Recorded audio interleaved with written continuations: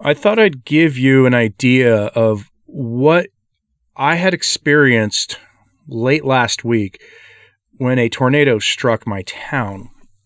It's why if you are wondering why my sources website hasn't been updated yet in like a week and a half, or why there were some missing times for the audio only podcast, it's because because I have very limited internet access.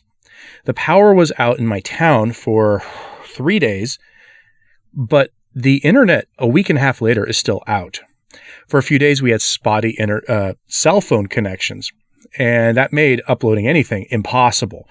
With at least, the cell network having been restored, I can turn my phone into an internet hotspot and upload videos for you, even though, honestly, it takes 8 or 9 hours sometimes, depending on the time of day.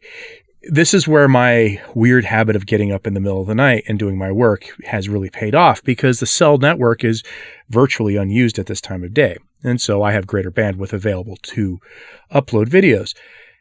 But like my secondary channel on the carnivore diet, which has basically fallen apart in the aftermath of all this, that has gotten very little updates because it's, secondary work, and it's just been impossible to do any real work over there. But you're seeing here the state of the town. It doesn't look that bad now because this was a week later. But all that stuff in people's yards, that's the trees that were just destroyed. But you see plenty of houses with tarps on the roofs. You see here is the high school right by my house that I can see it from my front porch. And the fences were knocked down. The power lines, the day after the storm, this road was closed because the power lines were all in the street, every single one of them, some of them standing in the street. I don't understand how that works exactly, but that's what happened. The high school's rest of year is effectively canceled. They're doing remote learning like it was, a couple years ago. I guess that infrastructure does come in handy for some things. And quality of life in the town is just been completely torpedoed. And the response to this has been fascinating to watch. Here you see a remote learning building they had, just got direct hit by the thing. The response has been fascinating to watch. The people of this town have, in a way, really come together.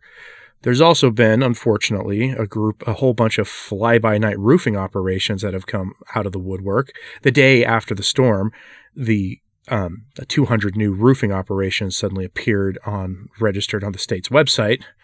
So you have to be careful because a lot of these are opportunists. Here we see a local business of some kind that I never really knew what was going on over here, but they, within a week, were back to work with the use of tarps. But what we're having here is also, in addition to the local response, you had internet and the power companies from across the region, some coming from a couple states over, coming out, sending trucks out here to get power restored, which we greatly appreciate, as well as nonprofit organizations of all kinds have shown up. Some of them like athletic ones who just use their trucks to have water and food. It was really quite remarkable. But the one thing I did notice, and this is going to be a little negative Nancy here time for me. Sorry if that doesn't surprise anybody, but what I didn't notice was a Catholic response. Yes, I do keep a rosary in my dashboard window. I have actually prayed on it before. That's why I keep it there. Another local business, by the way, here that was directly hit and annihilated. But the Catholic response, aside from the local parish, which has done about as best as they can, one thing I didn't notice was Catholic organizations showing up. Plenty of national Protestant organizations showed up in town, and here in a couple minutes, you're going to see footage of one such organization and their giant vehicle that they brought out. I'm curious what happened to Catholic responses, Catholic Charities, Caritas Internationalis, all that stuff. There isn't something like on a more, local level. I didn't see the diocese out here either. I wonder what happened with the Archdiocese of Oklahoma City. Now, maybe they were out here and I just didn't see them. We'll give the local bishop as much benefit of the doubt as I absolutely can, as I always do. But I didn't see a Catholic nonprofit organization responding. I didn't see anything like that. And why is that? I don't know. But, we always like to tout the Catholic Church as having the most nonprofits and doing the most work for, works of mercy in the world. It's one of the ways we defend it against the church against non-believers who want to tear the church down at every chance they get is that, we run all the hospitals and orphanages and you name it. It's what we do. That's all true. It's all well and good, I guess. But, it was really eerie seeing Protestant groups out here doing the Christian thing of helping people in need when they need it most. But nothing from a Catholic organization. Again, it was something that struck me because I was looking. I was like, okay, is there something identifiably a Catholic organization here? And there wasn't. And now that might be a product of only 6% of Oklahomans being on paper Catholic.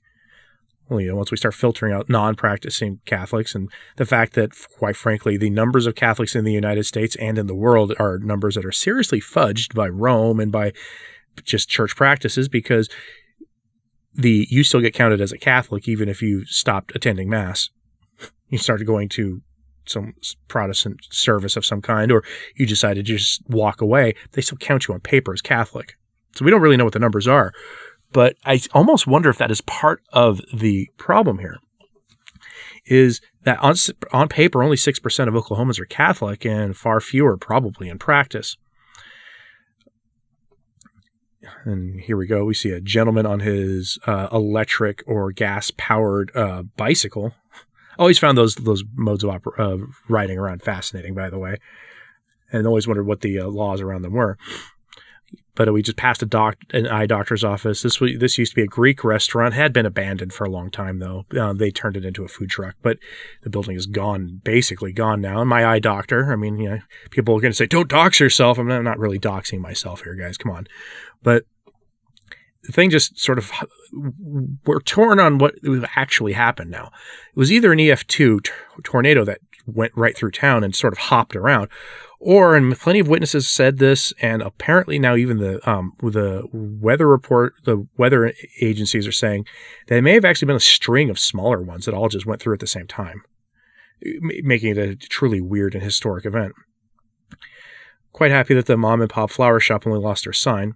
Here, this big Protestant church you're seeing is part of the Oklahoma Baptist University campus, and the thing went right through it. The governor came down like the next day or the day after and did a press conference from there, assuring that the state would be there giving full support to getting things back to normal here in town as quickly as possible. A number of mom and pop businesses that I was fond of were destroyed right along here. I always try to, support my local business as much as I can, but it's not always possible, of course, and you know that if you've ever tried to do that. Right there is a place, a little Oklahoma chain based out of the town I live in called the Boomerang Diner, and it was just flattened. Like there's nothing left, which is kind of a tragedy. There were 2 locations of it in Shawnee before the tornado hit, one of which had been destroyed in just a renovation accident several months ago, and now this one. So both are gone, and the chain is based out of Shawnee. So their corporate office is still here, but now they don't actually have a restaurant in their flagship town. Such is the way life goes sometimes. But a lot of some of the stuff that were things that were damaged and things that were not damaged were remarkable. Like that bank was untouched from the looks of it. Meanwhile, that neighborhood there, you can just see the line of houses with the tarps on the roof, and it could be worse. It could be far worse. They may not have homes there. One of the remarkable things, and thanks be to God for this, was that there was no loss of life in this event. You see the number of trees down. You see just the absolute state of everything. And I wasn't just driving around taking footage, by the way. We were actually out doing errands. But there you see Billy Graham's operation was here. But no Catholic operation. Again, I looked. I didn't see anything. Now, I could have missed something. There may have been something here. The Archdiocese may have had a response that I just was not aware of. That's an apartment building no one's living in anymore. That thing looks tilted now. That's a family-run nail salon that's just gone. But this really gets me to wondering, where is the Catholic response? Is this the proper scope of things like Catholic charities? Catholic charities typically helps families and, of course, the people who are moving around, seeking the American dream by becoming Americans, regardless of what the legal status and legal mechanisms say on the matter. That's usually what they're involved with now. But I kind of wonder, is there a Catholic response organization? I mentioned it, Caritas Internationalis and a couple others that do that work, but they do these on the mass scale hurricanes and things. And we don't really see it here in domestic things. Maybe it's because we just as Catholics rely on the federal government too much. And on the other side of the street here, this strip mall, we took kind of a near direct hit. The thing went through the parking lot and blew open the doors of all those stores there, but Hobby Lobby was reopened really quickly, as was the Whataburger. I was surprised how quickly they reopened. But you see just across the street, the restaurants, they're just gone. I mean, tornadoes are strange things, folks. They really are. They're not like earthquakes where there's the earth shakes and everything within a radius is gone. That, by the way, that metal thing on the side of the road there was a baggage cart from the local municipal airport, which is about 1.5 miles away from where you're seeing. That thing was carried out in the wind, which is one of the reasons you should take these kind of storm warnings deadly seriously. They are very serious. When those sirens go off, please at least stay indoors. You don't know what kind of stuff's blowing around in the wind out there. Anything from just nails, which would be bad enough, at 150 miles an hour, which was what the winds were clocked at here, to airport baggage carts 1.5 miles from the local airport. You see the street signs just knocked down here. This was my first time experiencing something like this. I'm from the West Coast originally. For those of you who may not know, I'm from Portland, Oregon originally. I moved out here as a refugee from the culture and politics of Portland because I don't fit in there, to take a job at a Catholic university out here, a Catholic university that ended up closing not long after I got there, even though I did my due diligence. And with the data we had available that I and some of my contacts in the university industry had at the time, it looked like they were fine, but it turned out not to be the case. But I decided to stay because I felt much more comfortable out here with the good folks around here, despite the very few number of Catholics. You still saw the sort of the imprint of a broader Christian culture still existing here, as opposed to where I'm from originally, where there's just a few Catholic landmarks around, but not really much of a Christian culture anymore in the Portland metro area. And I'm sure if you're watching this in Portland, you might bristle at that a little bit. But look at how the city handled a lot of the big headline news events in the last few years there and the kind of policies that state is pushing, and you will see that it can't possibly be wrong. But you're seeing here some homes that were absolutely just wrecked by the tornado.